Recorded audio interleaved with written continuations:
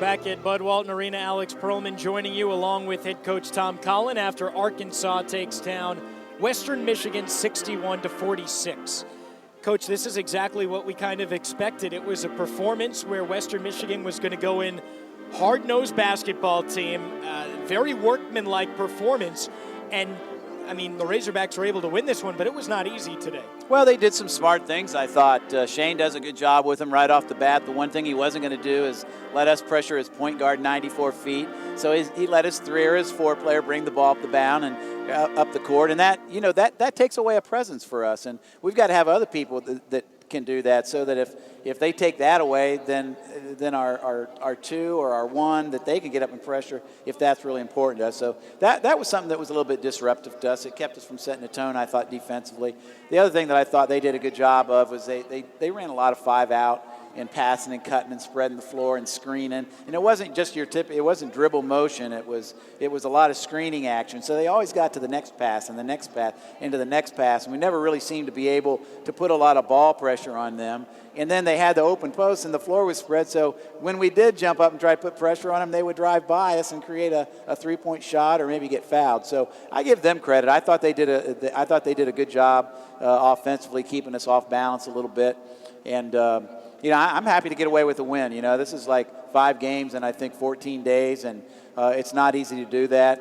So now it's out on the road and see what we can do there. Did you think at the beginning of the game the outside shooting was affected by just how physical this team has been throughout this, this last stretch? 3 games in 6 days takes it out of you. Even if you don't really feel it, your legs are still going to feel it. Well, it does a little bit, you know. I mean, I think we've got a team that's more than capable of shooting the ball well. We've shot it well from the three-point line so far, but, you know, sometimes you're going to miss your first couple shots, and the question is, when you do that, what are you going to do? Are you going to go into the locker room for the first time at halftime and you haven't scored a basket, or you've only scored 1?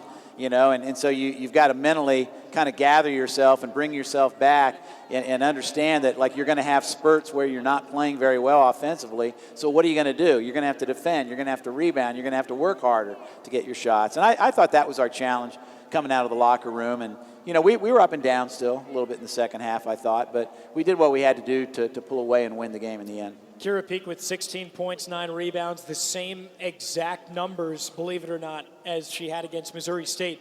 The difference in this game was Jasmine Bowen, and the junior really took over the first half for you, and there was a 9-0 run with about 5 minutes to go in the first half that changed the momentum. How important was Jasmine for the team today? How badly did you need her in this game? I think she's that missing piece for us so far. You know, we know that you know, our freshman stepped up and scored for us early. We know Callie Byrne is going to run the show and do a good job for us. You know, we're pretty solid, pretty deep at those guard spots. But the one thing that we've been missing a little bit is real consistent scoring down on the low block. And I think we've been missing it more because Jazz hasn't been in the game than anything else. I think she's more than determined and more than capable of putting up the kind of numbers that she put up today, even better than that. But she just hasn't had a lot of touches, and she hasn't had a lot of minutes. So it was good to see her get jump-started. You know, we got Peak jump-started 2 or 3 games ago.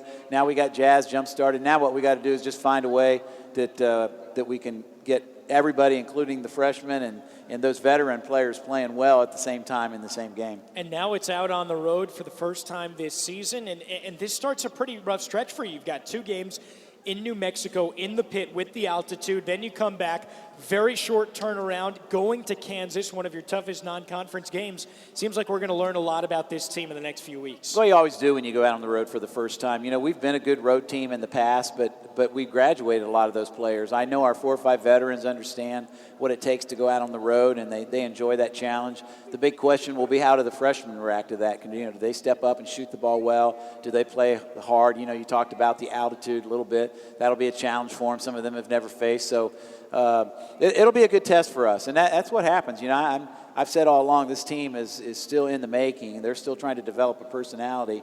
And winning at home and winning all your games at home is part of that. Going on the road and figuring out how to win on the road is the next part. Looking forward to that ball game on Friday and that trip out to Albuquerque. Congratulations on the win, Coach, staying undefeated here against Western Michigan. All right, thanks. All right, that is head coach Tom Collen.